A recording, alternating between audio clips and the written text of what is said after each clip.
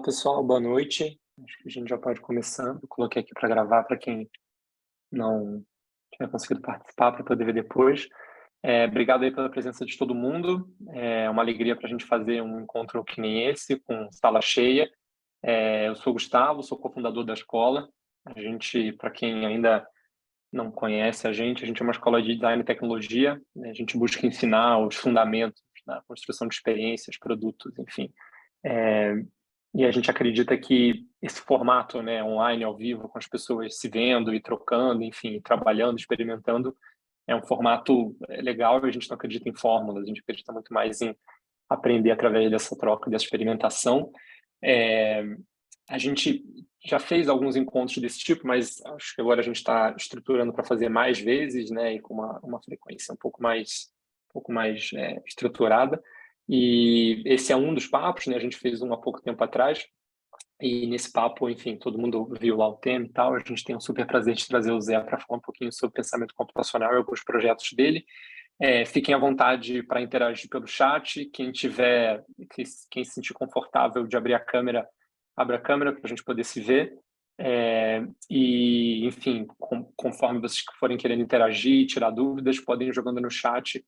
A gente vai organizando isso. A ideia é que no final o Zé consiga fazer um bate-bola, enfim, trazer um pouco de algumas reflexões dele sobre essas dúvidas.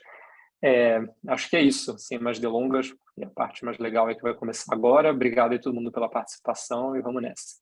Vai lá, Zé. Deixa eu começar aqui compartilhando a minha tela. Todos estão vendo ela, clássico, né, do modo digital.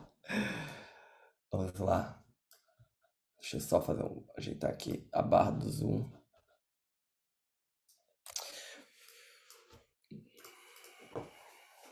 Maravilha, pessoal. Primeiro também quero agradecer a Aprender Design por essa oportunidade.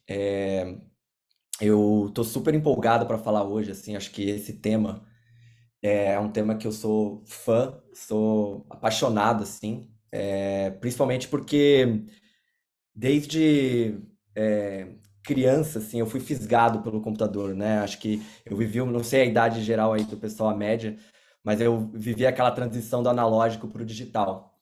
E nessa transição, né, do analógico para o digital, o computador virou aquele lugar, né, de descoberta, de experimentação, onde você não achava muitas coisas, mas você ficava lá fuçando, né? Passava dias lá fuçando e encontrava, né? E se perdia naquelas possibilidades de criar mundos, né?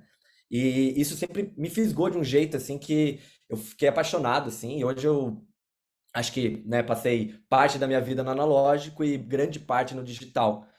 E com o passar dos anos eu fui estudando cada vez mais, assim, e eu nunca perdi o fascínio, assim, né, de estudar a história e dessa máquina, né, desse artefato que a humanidade produziu, tão especial, assim. E eu vim falar um pouco aqui do pensamento computacional, é, e o que eu acho, assim, interessantíssimo do computador é exatamente esse poder, né, de você poder trocar e ele ser uma máquina de colaboração, né, esse ping-pong entre o homem e a máquina. Esse grande sonho, né, que existe, né, na história da computação. E um exemplo disso para mim é isso, assim, né? Por exemplo, eu tenho esse pattern aqui. Esse pattern é muito famoso na história da computação e durante a apresentação eu vou dando alguns highlights, alguns conteúdos assim, que até tem um livro inteiro sobre ele, chamado Temprint. E é engraçado que o livro, né, não é sobre. Não é porque esse algoritmo é super complexo. O livro é, na verdade, elogiando a simplicidade, né? E o que eu gosto desse livro, né, da iniciativa desse livro, é também porque já existe uma iniciativa também de estudar a história da computação, do mesmo jeito que a gente estuda uma cerâmica, né, um artefato histórico, olhar realmente esses produtos, esses artefatos digitais com um olhar histórico, né? E esse livro fala um pouco disso, assim, né? Traz essa ideia, né, de olhar esse algoritmo que foi produzido para criar esse pattern dentro do contexto dele, da máquina dele, e assim, é um pouco, é, como eu vou dizer, estudioso demais às vezes, mas é super divertido, assim, a gente aprende muito com esses dados históricos, assim. E esse fascínio por computador sempre existiu para mim, porque, por exemplo, eu tenho esse pattern aqui né, esse padrão aqui no meu computador, e eu consigo, né, com algumas instruções, gerar novas opções, né? Então, por exemplo, se eu quiser mudar a cor dele, né, deixar preto e branco, com uma instrução, o computador consegue gerar um novo pattern para mim com uma, né, com esse pensamento que eu tinha na cabeça, né? Então, por exemplo, é bom também para decompor, né, problemas, né? Então, por exemplo, eu estou vendo esse pattern e eu quero entender mais. Então, sei lá, vou pedir para a máquina, né, remova as linhas apontadas para a esquerda. E ele gera também, né? Ele remove essas linhas e eu consigo começar a entender o que, que é esse padrão, né? E eu acho que esse ping-pong entre homem e máquina é o que faz esse artefato tão especial, assim, né? E, além disso, o, o poder de você manipular os dados, né? Se isso fosse no papel, provavelmente eu teria que refazer, né? Fazer uma nova, ou eu não tenho esse poder de transformação, né? De refação, é, quase como se a minha força, né? O meu pensamento ser traduzido de uma forma tão rápida, né? Então, nesse caso, assim, a gente estava vendo essas linhas horizontais, né? Se eu quiser agora, na minha cabeça, não, eu quero testar uma linha vertical, né? Eu posso falar, gere uma opção com linhas verticais. E ali está, né? Linhas verticais, diferente da diagonal, então eu posso comparar, eu posso olhar, posso esticar, né? Então se eu quiser falar, não sei, esticar a altura das linhas. E eu consigo ver e falar, gostei, não gostei. Talvez eu prefira a versão na diagonal, né? Mas eu quero a diagonal, mas com as linhas esticadas, né? Então vamos lá, gerar uma versão diagonal com as linhas esticadas. E aí surge, né? E esse ping-pong para mim ele é fantástico, né? E não é à toa que eu repito, porque eu realmente sou muito apaixonado por essa possibilidade. Só que nem sempre foi assim, né? Eu acho que tem esse sonho desse computador interativo, ele começa nos anos 70, né? Porque antes disso, a gente tinha um outro formato de computador, um outro jeito de trabalhar com isso. E eu acho que a maioria de vocês já devem ter visto, né? Mas eram os famosos punch cards, né? É, e basicamente, né, você furava esses cartões com as instruções que você queria passar para o computador e colocava nessas grandes máquinas e ele processava isso em lote, né? Então, ao invés de você conseguir ver o resultado, na verdade, demorava dias, né? Porque a arquitetura da máquina era feita daquele jeito, né? Não, ainda não existia esse conceito de um computador interativo, que eu mando uma instrução e ele me responde. A arquitetura do computador teve que ser revista para a gente chegar nesse lugar, né? Que hoje a gente vive como se fosse quase natural, né? A gente já toma como princípio, assim. Mas não eram assim, né? E outro fato importante também, que vocês vê assim, as mulheres sempre participaram muito da história da computação. Não é à toa que a gente vê aqui mão de uma mulher segurando o punch card, né? Ela operando a máquina. Elas foram as primeiras programadoras. E durante a história da ciência da computação houve um ofuscamento, né, do trabalho das mulheres, né? E é uma pena, mas elas estavam lá, elas existiram, não é que elas sumiram, né? Porque quando a gente vê, claro, a gente vai sempre falar de muito mais nomes de homens, mas não quer dizer que elas não estavam lá, né? Normalmente elas estavam como colaboradoras, estavam nas equipes, só não tinham o destaque, né? E eu acho que tem um esforço também dessa parte histórica, né? Da história da computação, também de resgatar isso, né? E colocar essas mulheres no devido lugar. E durante a aula aqui, e também nas nossas aulas do curso base, eu vou tentar trazer alguns nomes que são importantes também para a gente não cair no mesmo erro, né, que foi feito no passado. E esse sonho, né, de transformar o computador interativo tem várias pessoas, né, envolvidas. Tem alguns nomes que são importantes que eu vou trazer aqui, né? O Alan Kay é um deles, a Adele Goldenberg também.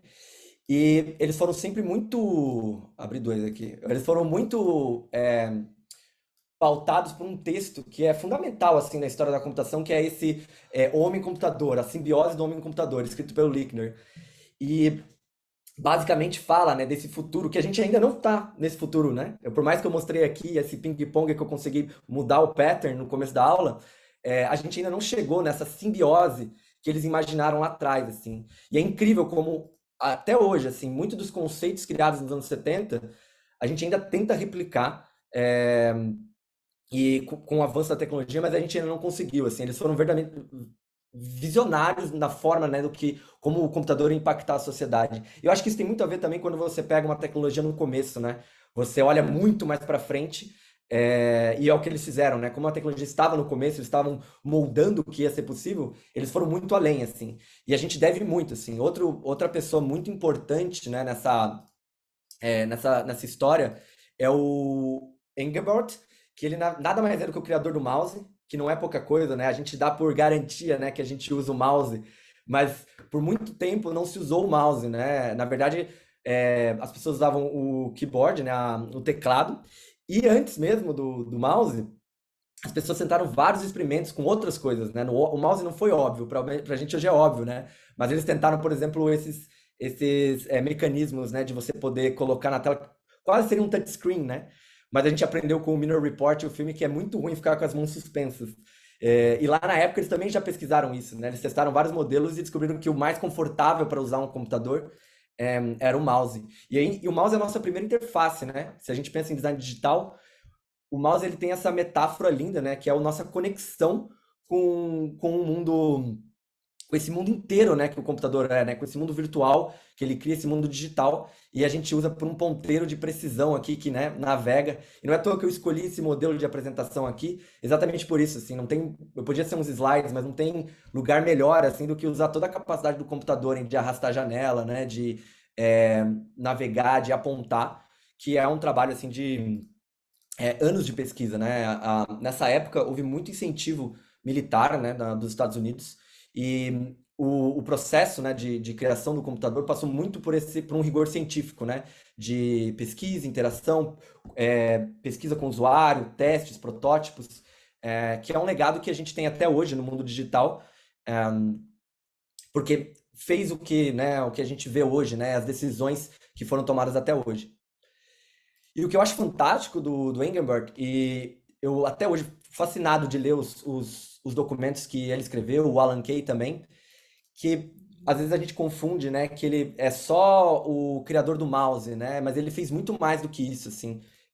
As propostas que ele tinha eram realmente assim, né, esse coach dele é muito especial, assim, que ele fala que o mouse era só um pequeno pedaço de tudo, de toda essa arquitetura, né, do computador, porque realmente o que eles estavam tentando fazer era, né, expandir o intelecto humano, expandir as nossas possibilidades, né? Do mesmo jeito que eu fiz aquele ping-pong ali com aquele pattern no começo da aula, essa forma de eu conseguir interagir, ver, decompor problemas, né? Pensar e ter novas visões, né, a partir disso e colaborar com a máquina, né? Desde aquela época eles também falavam disso, né? Não é a máquina só recebe instruções, mas ela também consegue te devolver perguntas. E até eu acho curioso de começar a fazer essa aula, né, live livre hoje e ter depois o curso base no pensamento computacional, porque a gente está vivendo um momento muito especial, né, com a inteligência artificial, né, com o aprendizado de máquina, chegando num ponto que também existe a machine learning, né, estudado desde os anos 70, lá no MIT, e agora a gente chegou no ponto que a tecnologia está mais madura para o grande público, né? E a gente consegue ver, né, o chat GPT e esse novo tipo de colaboração, né? E eu fui muito feliz de conseguir começar a fazer essas aulas bem nesse momento, assim. Que para mim é muito especial o como a gente consegue chegar nisso, assim. E falando de mídia de computador também, eu acho que o Alan Kay ele define muito bem o computador como uma metamídia, né? Porque ele também consegue simular outras mídias. O Procreate, né, no iPad, que é esse app de desenhar, simula o papel, né? Claramente não é o papel, mas chega muito próximo disso, né? O computador tem essa capacidade também, né, de simular outras mídias, de trabalhar com elas, né? E dar essa flexibilidade para a gente no quesito criação, né? No quesito é, pensamento e uso, né? Dada essa introdução, assim, um pouco do que eu quero falar hoje, né? Eu quero falar um pouquinho mais sobre o pensamento composicional, que diabos é isso, né? Que a gente tem repetido nos títulos das aulas. E eu vou comentar um pouco dos meus trabalhos e essa jornada, assim, né? De como eu vejo o pensamento computacional e como eu aplico ele no dia a dia. E no final, uma conclusão enfim, de tudo que a gente vai ver aqui. O termo pensamento computacional, ele é um termo um pouco ele não é um termo unânime, né? Por isso que eu vou até comentar aqui que ele vai ter, se vocês pesquisarem na internet, vão ter definições diferentes, porque ele é muito confundido, na verdade, ele foi muito usado, na verdade, pela educação, né? Começa o pensamento computacional com uma proposta também, né? Lá atrás, quando o pessoal percebeu o potencial que o computador tem, todo mundo tem que aprender a computação, até uma mistura também com a alfabetização, né, digital. E aí se falava do pensamento computacional, como ensinar para crianças, como você avalia, né, um pensamento computacional, como você avalia que um jovem, né, uma pessoa na escola, como ela está indo bem no pensamento computacional. Então tem muitas discussões sobre isso, mas o termo acabou se perdendo um pouco, né, nessa linha, porque as outras disciplinas acabaram absorvendo o computador, né? Na época, o pessoal acreditava muito que o computador ia ser uma ciência, né? Ia ser uma engenharia própria, e com o avançar, todas as outras disciplinas absorveram o computador, né? Absorveram biologia, absorveu a química, absorveu. Então ficou um pouco. Então houve também tem como a química usa o computador, né? Como a física usa o computador, como a matemática aplica, né? E usa o computador. Então acabou ficando, né, entre nessas disciplinas e o pensamento computacional como esse grande leque que se falava antes, né, de como pensar computacionalmente, ficou um termo um pouco mais dividido, né? Então, é, tem definições, eu acho que a maioria das coisas que vocês vão ler sobre é a partir da educação, mas aqui, né, na minha proposta, eu queria falar eu quero trazer um pouco mais pro lado do que o John Maeda, que é um cara também sensacional, assim, é um designer, acho que é um designer que trabalha nessa área de ciência da computação, né? Ele é formado em design, formado em ciência da computação e sempre trouxe essa convergência, né, entre esses dois mundos. E ele tem esse livro, né, How to Speak Machine, que é mais ou menos a linha que eu quero seguir nesse pensamento computacional, que é como a gente fala, né? E primeira pergunta né, isso significa que a gente vai aprender a codificar nesse curso? Não, eu acho que é maior do que isso, assim, né? Na minha cabeça, e o que eu acredito que é o pensamento computacional, o código é só uma parte disso, né? Porque no final das contas, o código, ele é só uma forma de você se comunicar com a máquina menos ambígua, né? Porque a língua, né? A gente sabe que a nossa comunicação, né? A língua portuguesa ou qualquer língua, é, ela é ambígua, né? A gente fala uma coisa, ela pode ser interpretada de vários outros jeitos.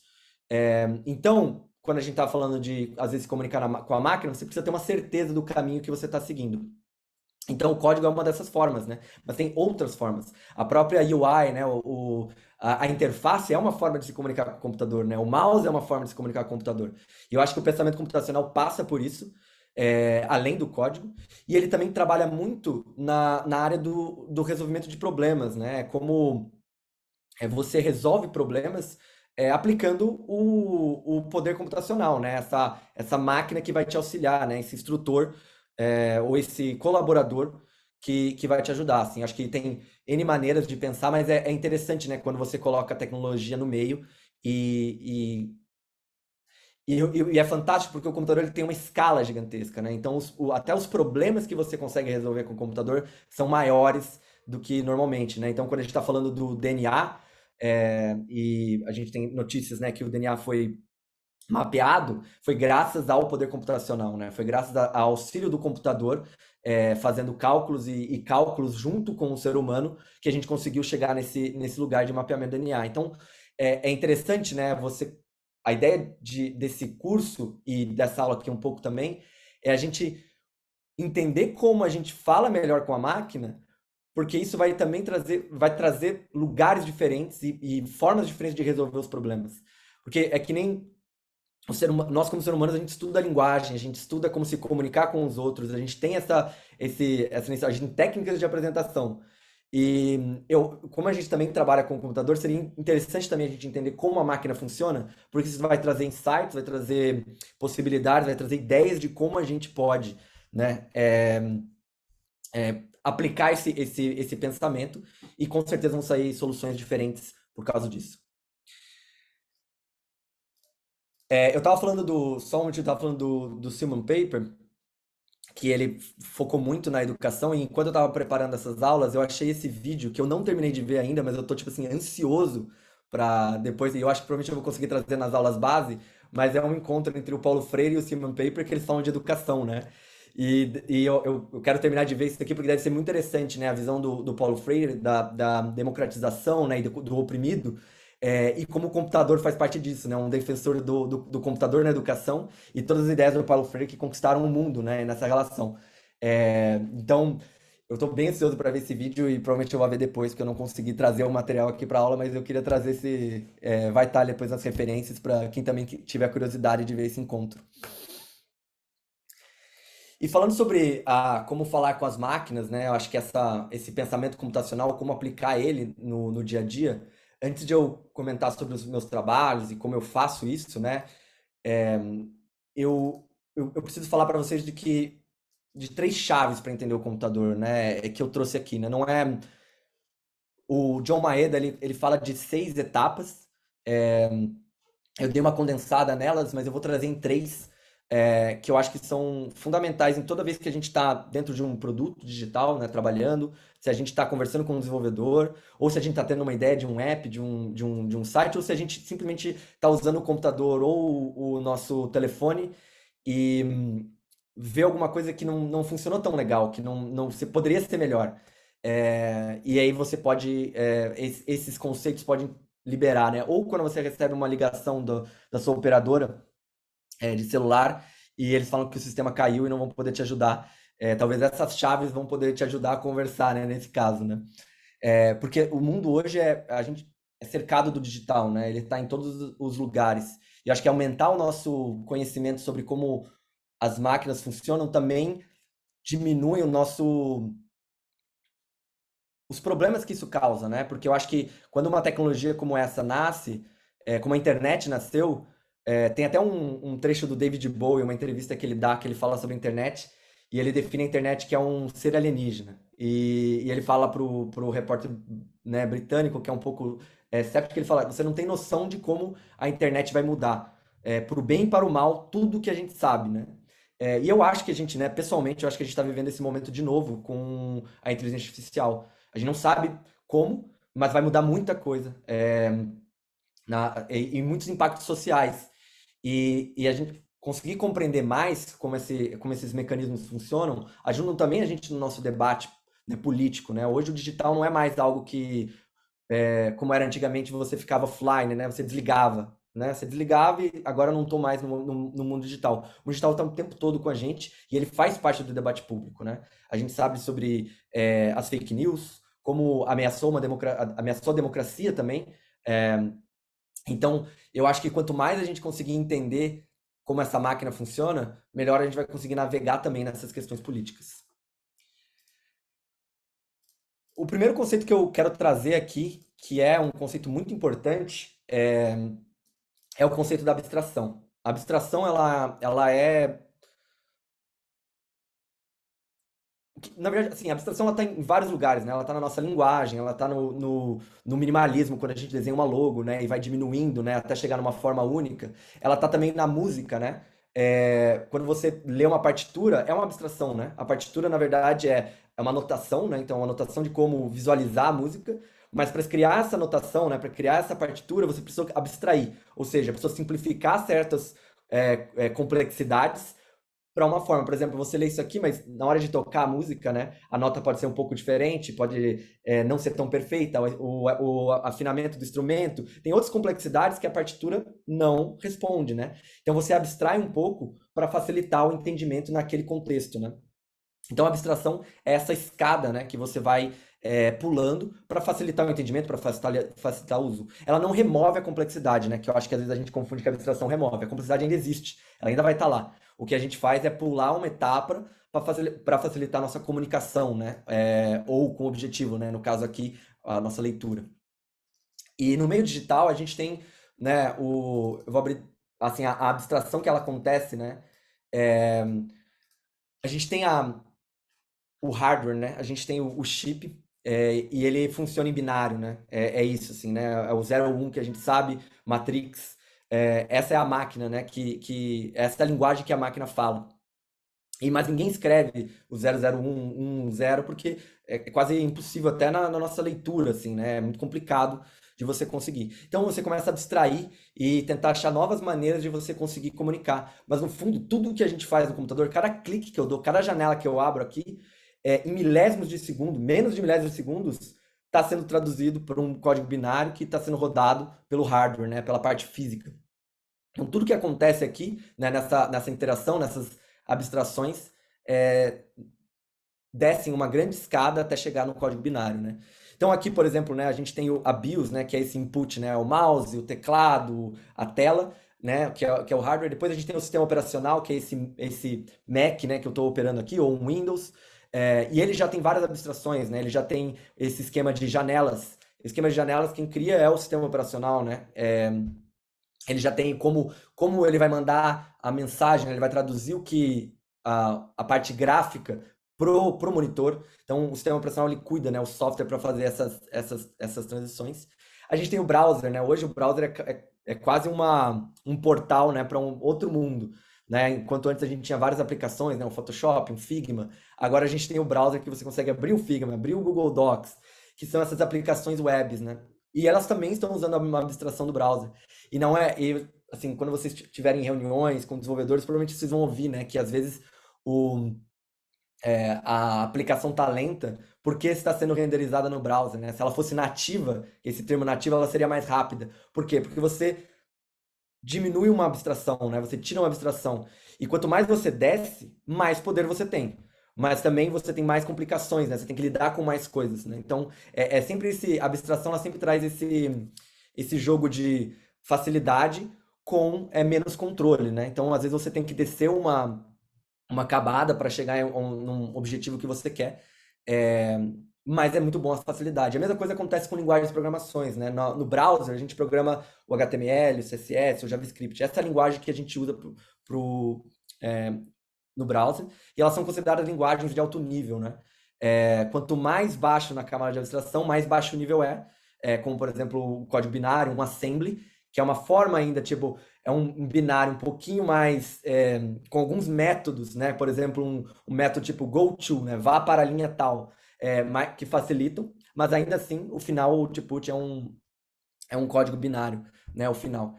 E é interessante também no browser, que a gente escreve em JavaScript, o browser tem uma engine que a gente fala que é um compilador, né? Esse termo que, né, vai pegar o código escrito e vai transformar em outra coisa. O browser converte o código em JavaScript em um código C++, que é um lugar que tem mais controle, que depois vai ser convertido em assembly e vai rodar na máquina, né? Então, essas camadas, né, sempre vão existir. E entender esse conceito da abstração, ele é interessante porque durante, né, você usando um app, você vai imaginar vários momentos disso acontecendo, né? Quando você clica lá na Amazon para comprar um livro, todo o processo, né, de pagamento que está acontecendo, ou você receber uma nota fiscal no seu e-mail, na verdade são abstrações, né, desse processo inteiro. E a gente usa isso até no nosso dia a dia como operação logística, né? A gente também não vê a operação logística da Amazon para chegar o livro na sua casa. Eles abstraíram isso da nossa visão, né? É, mas o livro chega, né? Mas tem toda uma operação logística que passa por algoritmos para saberem qual é o armazém mais perto da sua casa para entregar aquele livro. Então vai ser daquele ponto que vai sair para chegar na sua casa, né? Então até a nossa vida hoje, né? Ela é completa de abstrações. E quanto mais você vai aos poucos entrando nessas abstrações, mais você vai entendendo, né? E vai tendo ideias de como melhorar ou às vezes de quão às vezes ruim está a situação, né? Quando a gente simplesmente esquece, né? Sobre como isso é muito o debate na questão do clima, né? A gente simplesmente esqueceu de que as extrações de petróleo, como o carbono é gerado, porque a gente simplesmente abstraiu, né? Isso do nosso cotidiano. Feita a chave 1, tem uma segunda chave também que é super importante, que é a chave, né? Que é o dado. E é o dado eu acho que essa citação ela é muito boa para isso, assim, né? Não existe informação, né, no meio digital se não existe uma representação para isso. Tudo que a gente coloca no meio digital quando a gente coloca aqui, né, o dado no meio digital, a gente ganha poderes. de manipulá-lo, de transformá-lo. Do mesmo jeito que eu fiz com aquele pattern, ele existe no computador. Se ele existe no papel, eu teria que digitalizar para conseguir fazer todas aquelas instruções que eu passei. É, então a gente precisa, né, transformar o dado em uma forma que a máquina entenda. E aí a gente faz algumas concessões também, né? Às vezes os dados, né? A gente às vezes também cria modelos, né? Que a gente coloca, bom, esse é um modelo, a gente simplifica aquele objeto, aquela informação que vive no mundo real para alguma forma que a máquina vai entender, assim. E isso pauta o mundo digital. Então, assim, é super importante entender que tudo que está no digital, de alguma forma, vira número, né? Essa é a linguagem que a máquina entende. Por mais que hoje, lá no ChatGPT, você consegue escrever e conversar em inglês ou português ou em outras línguas, no final a máquina entende aquilo como... Ela não entende o significado da palavra, ela converte aquilo em números para significar. E a gente tem feito esse processo de digitalização há muito tempo, né? Então, tem esse projeto que eu acho fantástico, que o pessoal foi no Google Books e começou a navegar no Google Books e achou vários desses glitches da digitalização, que pra gente já está invisível, né? Mas existem pessoas digitalizando os livros, né? Que colocam os livros lá numa máquina, né? Eles têm uma estrutura e às vezes sai a mão, né? Nessa fotografia da digitalização. Então, esse processo tem acontecido já há muito tempo, e a gente é parte disso, né? A gente é parte desse processo de digitalização com o CAPTCHA, por exemplo. A gente vai lá e informa a máquina, dá dados para a máquina entender aquilo, né? Então, nada mais é do que um sistema controlado para a máquina entender, então a calçada está aqui, né? Eu não vou nem tocar no ponto que é sobre quem está fazendo esse trabalho de digitalização, né? Qual é a precarização desse trabalho, porque também é uma polêmica e a gente pode falar um monte, mas eu vou colocar nas referências aqui depois. Mas é o que acontece, né? Tem muitos trabalhadores ganhando muito pouco para fazer esse trabalho, para a gente poder ter todos esses dados e a gente chegar nessa inteligência artificial hoje que a gente tem. É, e por isso que eu acho importante conhecer ainda mais, né? E conhecer mais esses glitches, porque é aí que a gente entra no debate público, né? Entra e consegue conversar de uma maneira mais técnica e com preocupações humanas e sociais, né? Tem um livro também fantástico que eu acho que é super legal de ver mais como uma curiosidade, que é esse Tubes, né? Esse Andrew Bloom, esse autor, ele foi e navegou por vários lugares, né? E viajou para vários lugares, mapeando onde tem cabos de internet, né? Porque a gente hoje fala da nuvem, mas a nuvem ela existe cabos por todo o mundo, existem cabos atravessando o oceano para a gente ter internet hoje. E a gente acaba não, né? É quase uma abstração também, a gente simplesmente ignora, mas os cabos existem, né? A gente está tão acostumado com o Wi-Fi, mas para o Wi-Fi funcionar existe um cabo chegando com aquele sinal, né? É um livro também super interessante, assim, para entender mais essa digitalização.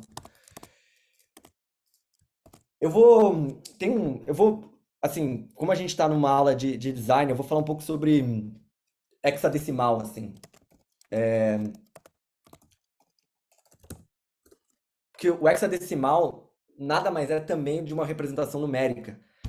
E eu vou usar aqui como exemplo, não é uma coisa que a gente precisa saber, mas eu acho que quando eu descobri isso, achei uma curiosidade muito interessante, assim, que é como que lê esse hexadecimal, né? Como que isso se transforma numa cor, assim.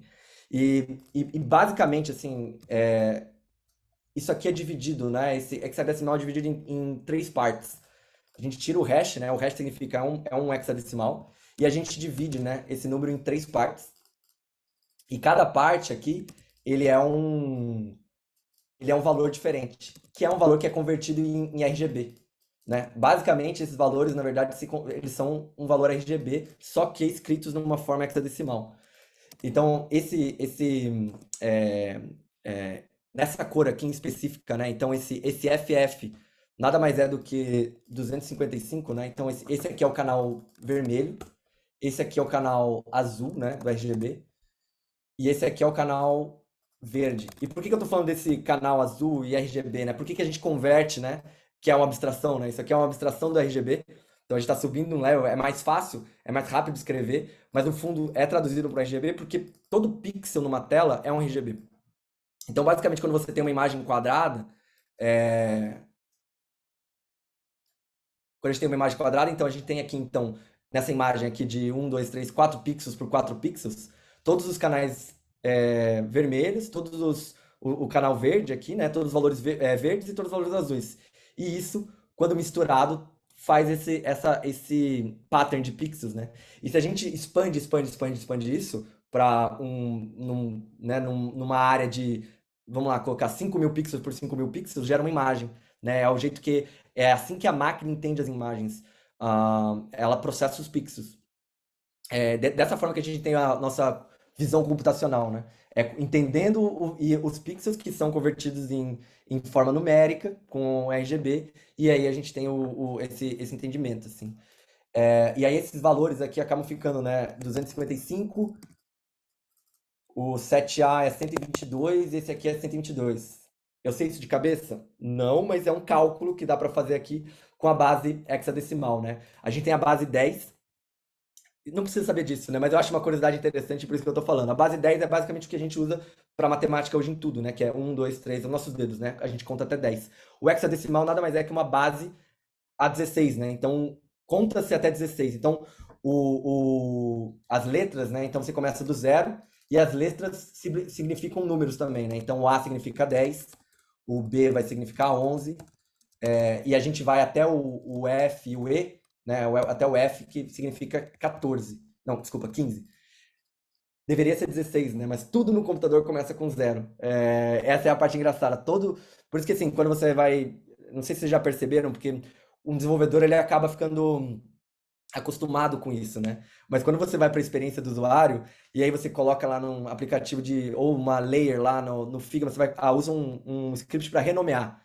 E a primeira sempre começa no zero, né? E você fica, pô, mas eu queria começar no 1. É porque o costume, né, da máquina, a gente aceita aquele output, né? Porque se fosse para começar no 1, a gente tem que fazer uma intervenção, porque a máquina ela sempre vai começar a contar do zero. E isso acaba escapando, né, nas abstrações que a gente faz, quando a gente chega na interface, sempre escapa essas questões técnicas, né? E eu acho interessante quando a gente vai entendendo elas, porque a gente vai melhorando a experiência do usuário também depois, né? A gente identifica esse problema e fala, não, vai começar do zero, mas é melhor começar do 1, porque vai ser mais fácil para o usuário entender. Enfim, eu acho que isso é interessante. E aí esses dois números aqui, né, na verdade, no final eles se somam, né? Você faz o 7, né, vezes 16, que vai dar 114, e depois você faz mais esse aqui, que você não faz o vezes, porque ele tá é como se fosse, né, um dígito só, né? E aí forma 122. Então essa é a curiosidade de como ler o hexadecimal. Então, se vocês quiserem um dia ficar brincando de tentar escrever hexadecimal na mão, dá para brincar sabendo os RGBs, porque é muito comum, né? No design a gente sempre sabe o cinza preferido, né? Aí a pessoa coloca lá né, 14, 14, 14, 12, 12, 12. Tem essas coisas, então agora tem uma forma também de brincar mais. E até para fazer, uma vez que você quiser brincar com cores randômicas, alterar esses valores aqui, né? O F, o A, vai gerar, né? Indo até, né, o F, né? O máximo, vai gerar novas cores, né? É uma forma de fazer um programa que gera novas cores.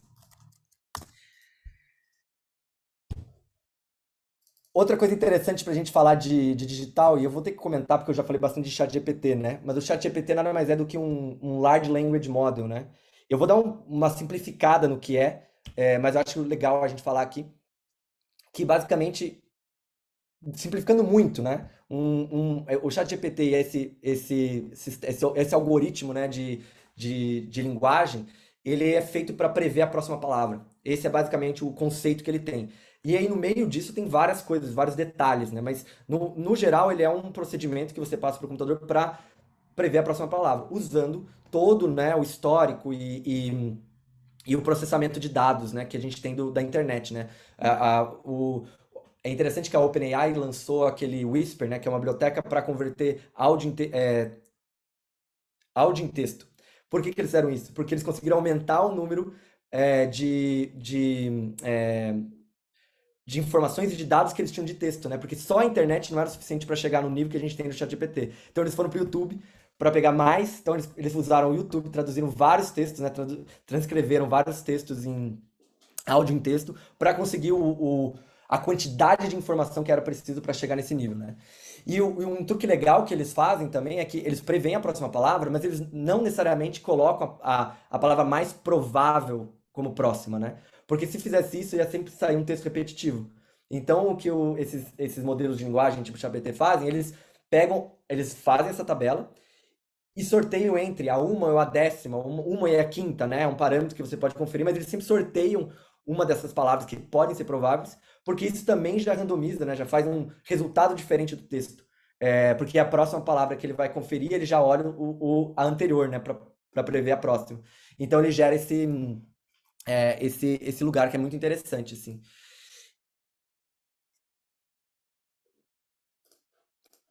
E o significado, né, que as palavras têm, que também é isso que é impressionante, assim, o poder, né, que a gente tem hoje de computacional, de processar dados. O, a máquina não sabe que um cachorro é parecido com um gato. O que a máquina sabe é que basicamente, ela gera um mapa e ela aproxima palavras, né, nesse mapa 2D, por semelhança. Então, o que ela sabe é que numericamente um cachorro é parecido com um gato. Né? Ela não tem a noção do que é um cachorro, do que é um gato. Mas numericamente, isso é embedado, né, injetado, né, nesse algoritmo já pronto.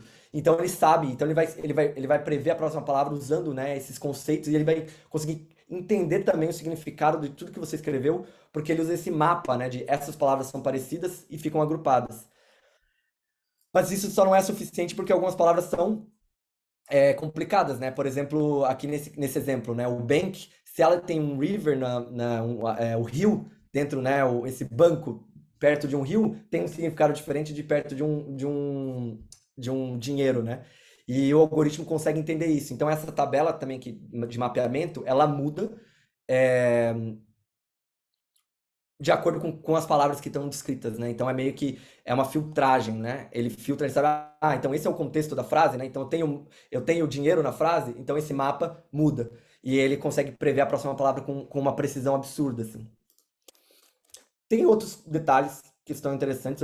Nas referências eu vou colocar um texto muito interessante, bem didático, de como funciona detalhadamente. Mas o ponto que eu queria fazer aqui é: tudo vira números para um computador. E eu acho que isso é interessante de a gente falar, porque tudo que a gente for fazer e que a gente for pensar em animação, em interação, em produto, é pensar como isso vai virar um número depois para o computador conseguir processar, de alguma forma, né? E a escala, né? Que é o nosso próximo tópico, né? Hoje a gente chegou num poder computacional gigantesco, né? O poder que a gente tem com um iPhone, né? Com processamento de dados, para chegar num algoritmo que a gente consegue se aproximar do jeito que a gente fala, né? Que eu acho que esse é a grande graça da ChatGPT e da inteligência artificial hoje aplicada, é que a gente está conseguindo aproximar do modo que nós humanos falamos. E isso, para mim, é incrível como aumenta, né, a acessibilidade e a oportunidade para outras pessoas usarem, né? Você não precisa saber cada vez menos o código da máquina, né? Cada vez mais, como existe também, a gente pega o binário e cada vez que a gente sobe na abstração, mais gente consegue entrar e colaborar com o computador de uma forma única. A gente está também colocando mais pessoas para colaborar dessa forma única, né? E eu acho que esse sempre foi o grande objetivo dessas pessoas e pensadores lá atrás, quando eles estavam pensando no computador, que é essa máquina disponível para todos, né? Esse é o sonho, né? E falando de escala, e eu acho que é aí que entra, né? Porque sabendo essas chaves, eu gosto muito dessa também a citação do John Maeda, que é quando a gente combina design com computação, a gente tem esses resultados mágicos que surgem, né? Na experiência, no que você pode fazer, nessa simbiose em homem-máquina. E quando a gente combina com negócios, é onde acontecem, né, os produtos digitais e as oportunidades financeiras, né? Então, a computação, ela permeia toda a nossa sociedade com muitos pontos positivos. Eu dei o exemplo da biologia, né, da ciência, quando ela se comunica com o DNA, né, ajudou a mapear o DNA. Então, também você tem grandes descobertas por causa que a gente começa a pensar computacionalmente, pensar em resolver como resolveria computacionalmente aquilo, né? Um pouco como que eu simplifico esse problema para a máquina entender. E nessa conversão, a gente consegue fazer a máquina processar e ajudar a gente a descobrir coisas, né? Tem uma lei que é muito importante a gente saber. Ela não é uma verdade, ela não é uma verdade universal, não é física, não é Newton, mas ela pauta a indústria. E por isso que eu acho que é muito importante a gente saber. Moore foi um cientista e ele fez essa lei, né, preveu esse comportamento que a cada 2 anos a capacidade computacional, né, dos chips ia aumentar a cada 2 anos, ia dobrar a cada 2 anos. Então, a cada 2 anos, o iPhone pode ficar duas vezes melhor, né? Basicamente é isso que que ele preveu, e a indústria se pauta nisso, né? Então, quando a gente está vendo tudo isso hoje que está acontecendo, né, com a inteligência artificial, é só o começo, né? Porque a gente sabe que o poder computacional vai para frente ainda, né? Ele vai aumentar, então a gente vai conseguir processar mais dados, perguntar mais questões. Então, problemas que no passado eram impossíveis, né? Quando a gente fala do nosso primeiro computador, né, que demorava dias para tentar fazer uma previsão nesse primeiro computador, fazer uma previsão do tempo, hoje a gente consegue fazer uma previsão do tempo muito mais rápida, né? Em segundos, em milissegundos. E isso só tende a aumentar, né, com essa lei. Ela não é uma lei universal, né, que realmente, não vai ser sempre assim, mas a indústria se pauta muito nisso, né? Então, quando você vê produtos sendo lançados e as pessoas falam, mas ainda tá lento, é porque o pessoal sabe que daqui 2 anos vai, ou daqui 4 anos, daqui 10 anos, já é na projeção do negócio, o pessoal já usa essa lei de quando vai ser o melhor momento para lançar aquele produto, né? E o John Maeda fala muito isso, assim, eu não gosto muito dessa palavra, mas é verdade, assim, porque eu fico pensando no futuro nessa colaboração. Mas ele fala a máquina é incansável, né? Nós, como seres humanos, quando a gente faz uma atividade em loop, a gente uma hora cansa, ou fica entediado, ou não quer mais fazer. Tem coisa. E a máquina não, ela vai sempre continuar até ela chegar no final daquele procedimento, né? Eu não gosto muito porque eu gosto de pensar num futuro que a simbiose homem-máquina, a gente tem uma colaboração um pouco mais menos de servidão, né? Porque quando a gente fala que ela não cansa, parece que é uma servidão. Então a gente sempre fala, dá um obrigado lá na ChatGPT, mesmo que ela não vai entender, é uma forma de a gente também olhar a máquina também de um lugar assim menos de servidão. Mas é onde acontece o grande poder, né, da máquina, essa incansável forma de rodar. Depois eu vou mostrar um pouco nos meus projetos, é que você consegue colocar regras, né? Então ela consegue saber o estado anterior dela. Então no caso do design aqui, ela consegue entender que, bom, o design, né, a palavra anterior estava em tal posição, a próxima tem que desenhar embaixo, né, ou do lado. E a mesma coisa com os fractais, né? A máquina ela tem você consegue colocar uma lógica que ela vai se repetir, se repetir, se repetir, se repetir, e ela vai ser eterna ali, né? E é o que a gente chama na computação de recursividade. Onde também existe a mágica, né? Você consegue processar aquilo tantas vezes que você chega em algum lugar. Hoje, né, por exemplo, quando o pessoal fala de hackear passwords, né, quando a gente tem aquele password meio fraco, o pessoal usa muito brute force, que é esse termo que deixa lá rodando, tentando N tentativas, né, de combinações de letras e de palavras que uma hora pode passar se você fez uma senha fraca, né? Então é mais ou menos esse poder que você consegue usar e as pessoas usam em diversas formas de aplicação, né? De ficar rodando e tentando. É muito comum também, né? Como você lida com erros, né, de pagamento? Refaz, né? Daqui 1 segundo, refaz. Deu erro, tipo assim, não precisa tratar o erro, só tenta de novo, né? E aí às vezes passa, né? Porque às vezes aconteceu alguma coisa ali. Então tem muito esses sistemas, né? De ficar repetindo, repetindo, repetindo. E o mundo computacional vive muito nesse modelo também. É importante a gente ter isso em mente que em qualquer projeto ele faz diferença.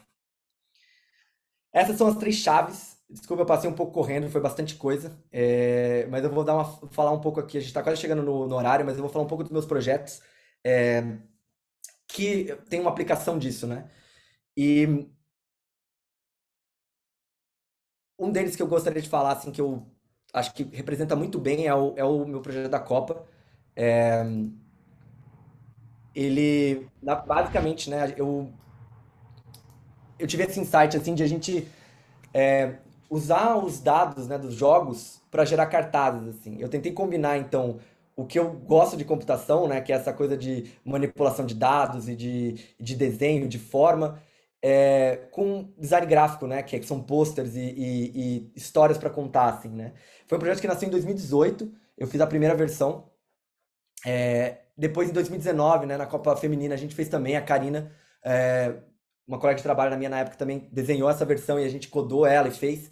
E o ano passado, na Copa de 2022, eu fiz com o Vincent também, colaborando. A gente tem esses cartazes, né? E a ideia deles nunca foi ser um infográfico, né? Porque é o mais comum, né?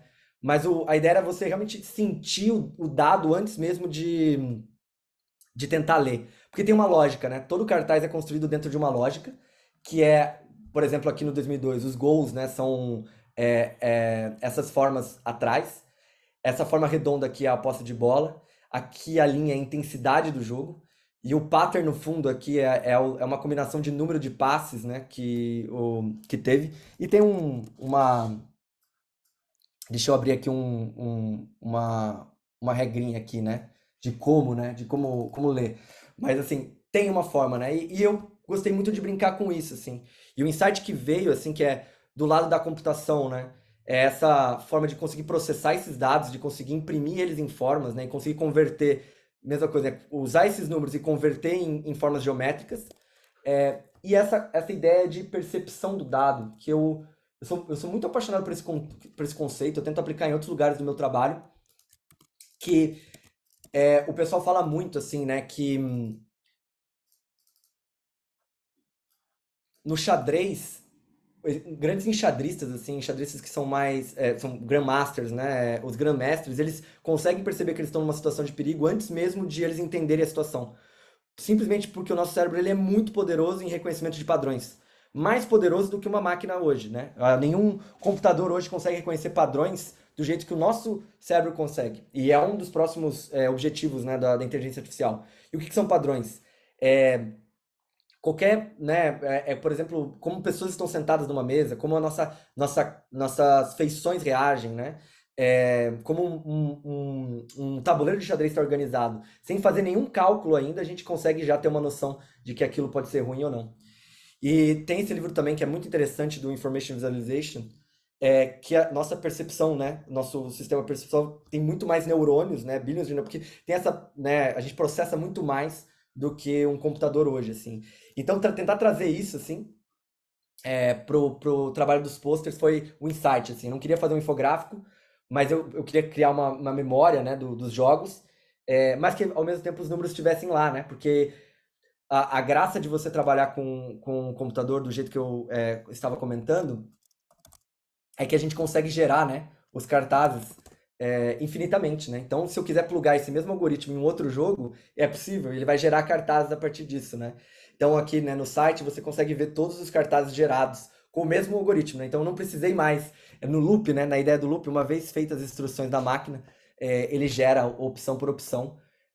E aí tem, claro, o trabalho humano-máquina, né? As cores curadas por mim e pelo Vincent, as formas também trabalhadas, o desenho, mas depois, né, é a máquina que colabora lá e monta, né, esses cartazes pra gente. E aí a gente faz também expor alguns parâmetros que depois a gente pode fazer alguns ajustes finos. Porque nunca, no final das contas, é muito difícil para a máquina julgar o que está esteticamente, né, muito válido, né? Então acho que tem muita curadoria humana e é nesse ping-pong que tem um encantamento, assim. Tem esse artigo aqui que eu vou comentar rapidão sobre ele, mas eu acho que vale muito a pena vocês lerem, que o Brad Victor ele comenta sobre o poder de a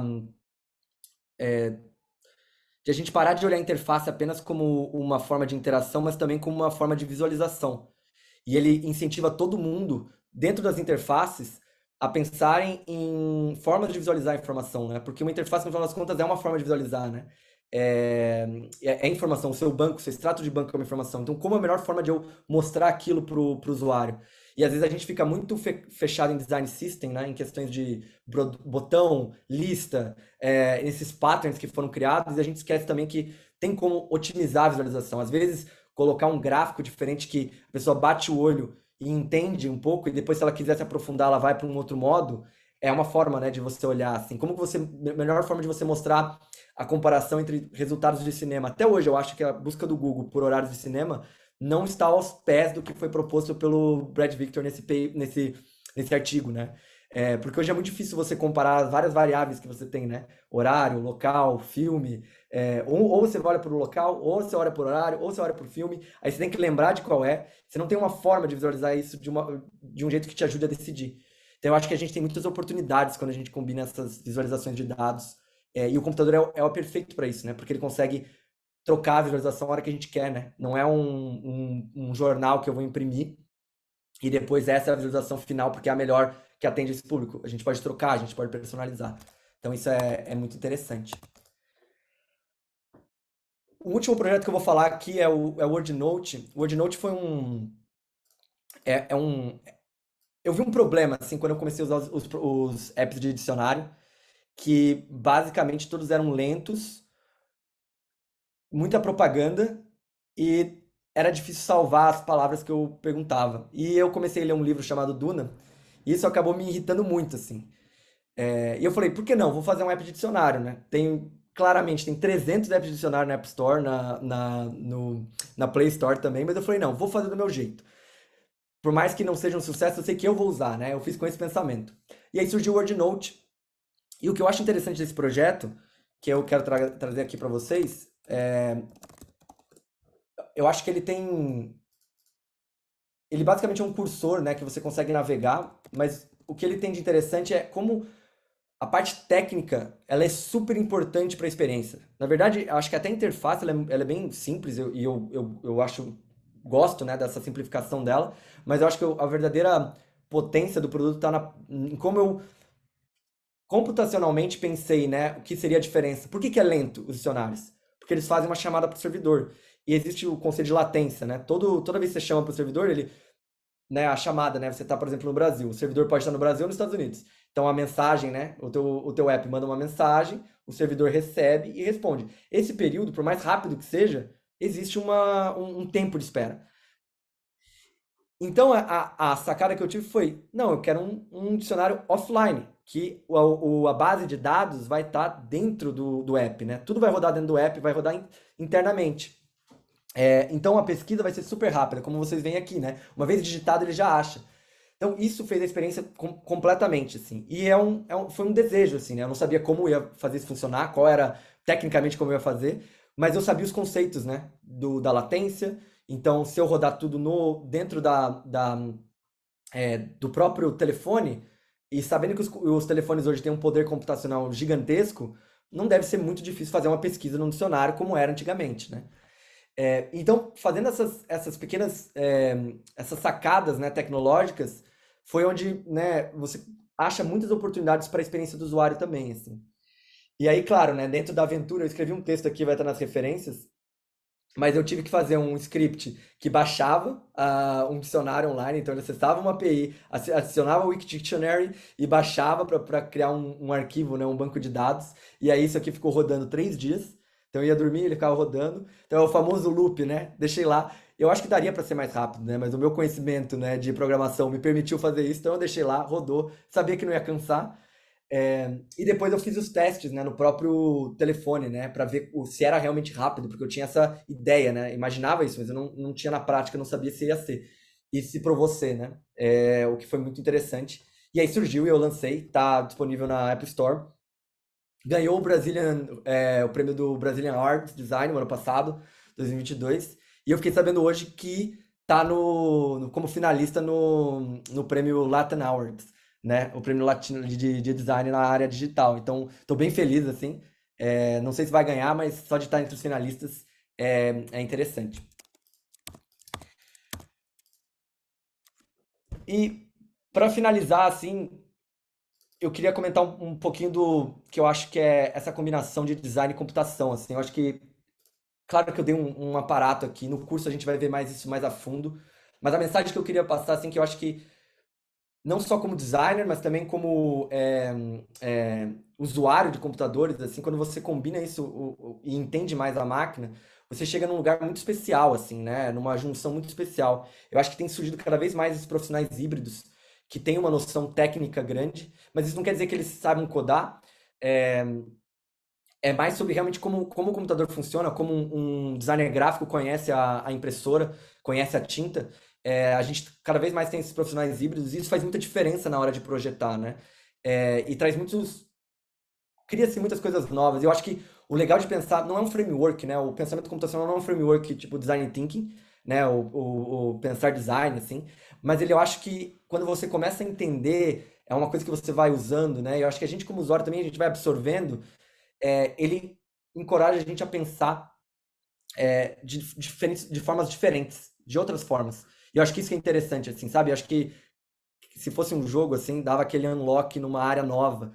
É, é um chapéu novo que você pode vestir para começar a explorar esses procedimentos, assim.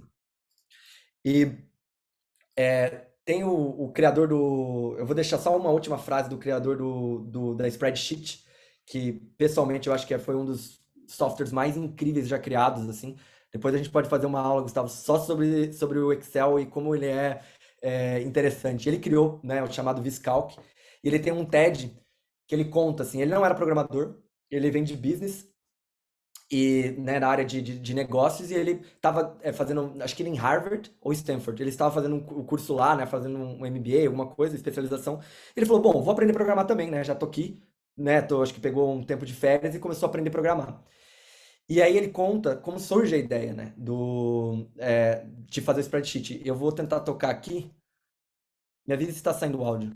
At the beginning of each class, the professor would call on somebody to present the case. What they would do is they would explain what was going on and then dictate information that the professor would transcribe onto the many motorized blackboards at the front of the class, and then we'd have a discussion. One of the really frustrating things is when you've done all your homework, you come in the next day only to find out that you made an error and all of the other numbers you did were wrong. And you Aqui eu acho legal que ele fala exatamente isso, assim, né? As pessoas faziam exercício em casa, chegavam na aula, o professor começava a fazer exercício na lousa, né? E se você errasse alguma coisa, você não conseguia mais acompanhar, porque você não conseguia corrigir. Então, o seu exercício estava pronto, mas errado.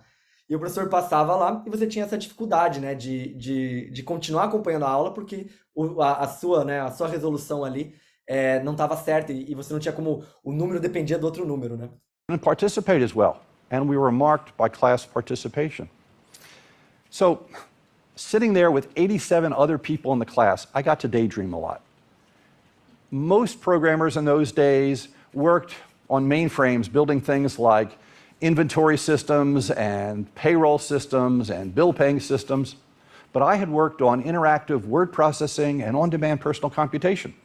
Instead of thinking about paper printouts and punch cards, I imagined a magic blackboard that if you erased one number and wrote a new thing in, all of the other numbers would automatically change, like word processing with numbers. I imagined that my calculator had mouse hardware on the bottom of it and a head-up display like in a fighter plane. And I could type some numbers in and circle it and press the sum button, and right in the middle of a negotiation, I'd be able to get the answer. Now I just had to take my fantasy and turn it into reality. My father taught me. E eu gosto que ele fala dessa ideia, né, dessa fantasia. Ele não tinha nem noção de como era possível fazer isso, mas ele simplesmente imaginou esse futuro, né? Ele entendeu que era uma ferramenta que poderia ser útil, pelo menos para ele ali.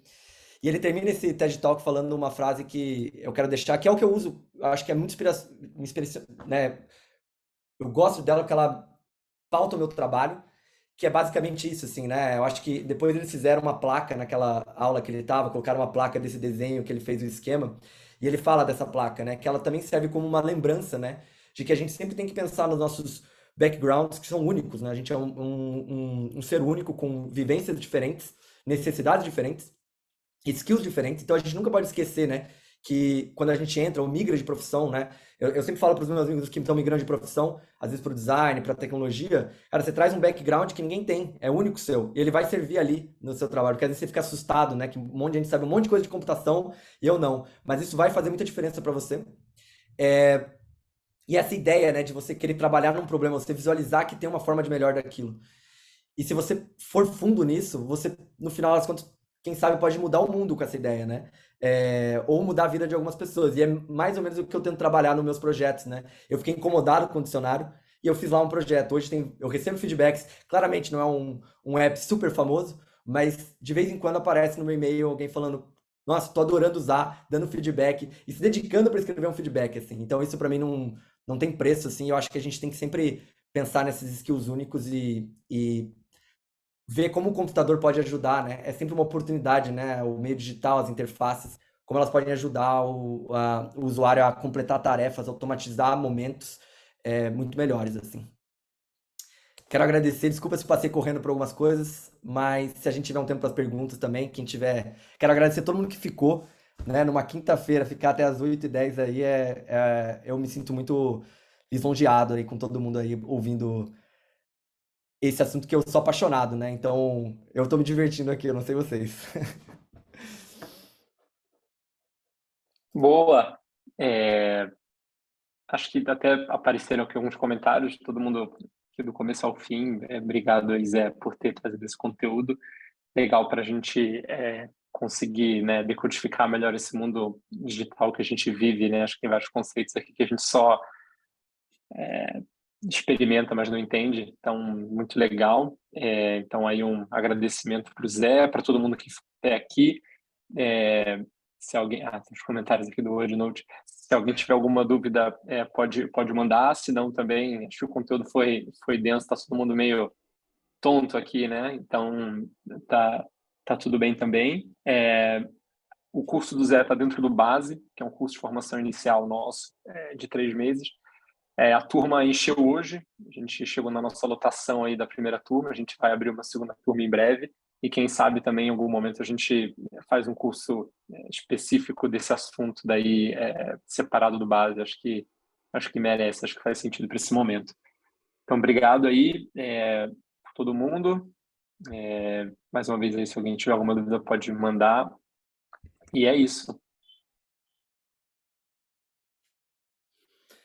Pode mandar também por e-mail, por Twitter também, não precisam ficar só aqui.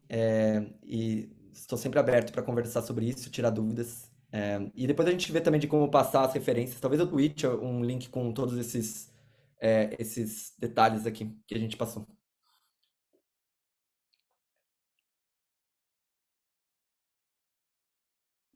Fechado, então. Então, acho que a gente encerra aqui. Obrigado todo mundo aí pela presença, Zé, por ter preparado essa aula. Foi incrível. Fiquei aqui ligado do começo ao fim.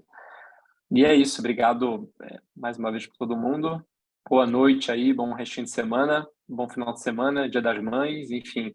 E fiquem próximos da escola. A ideia é que a gente faça outros formatos parecidos com esse. A gente tem bastante coisa nas redes, cursos, enfim. Fiquem por perto. Boa noite para todo mundo.